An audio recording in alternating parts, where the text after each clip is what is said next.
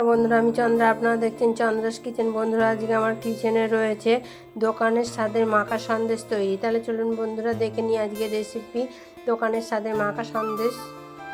বন্ধুরা, এখানে আমি দুধ নিয়েছি 500 থেকে একটু বেশি, আর নিয়েছি এখানে 150 গ্রাম মতো পাটালি গুড়, আর নিয়েছি এখানে 2 চামচ ভিনিগার।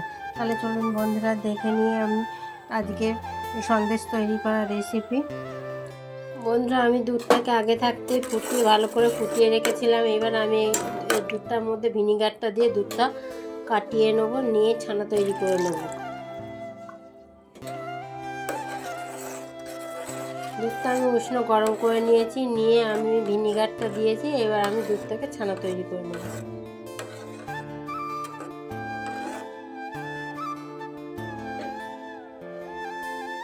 আমার ছানাটা কাটানো হয়ে গেছে। এবার আমি ছানাটাকে ছেঁকে জলটা ঝরিয়ে নেব।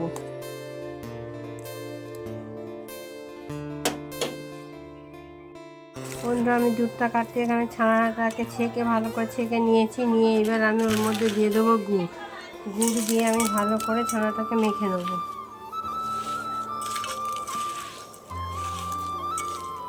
এইভাবে আমি ছানাটাকে ভালো করে মেখে নেব।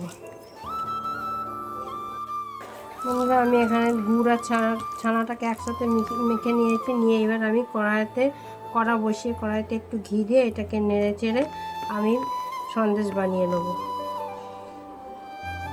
বসিয়ে দিয়েছি। এবার কড়াটাকে গ্যাসটাকে মিডিয়াম ফ্লেমে রেখে আমি কড়ার মধ্যে দিয়ে দেবো 1 চামচ মতন ঘি। ঘিটা ভালো করে গরম হয়ে গেলে আমি ছানাটা আর দুধটা মিশ্রণ যেটা মিশিয়ে রেখেছিলাম সেটা দিয়ে দেবো।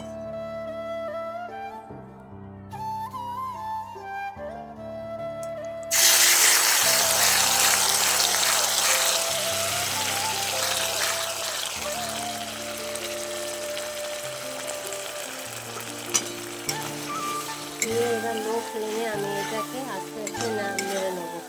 নেড়ে আমি শুকিয়ে নেব।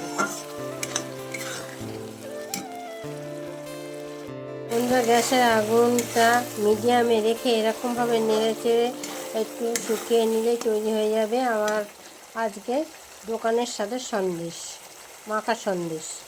তো বন্ধুরা, আমার সন্দেশটা তৈরি হয়ে গেছে। এবার আমি নামিয়ে নেব।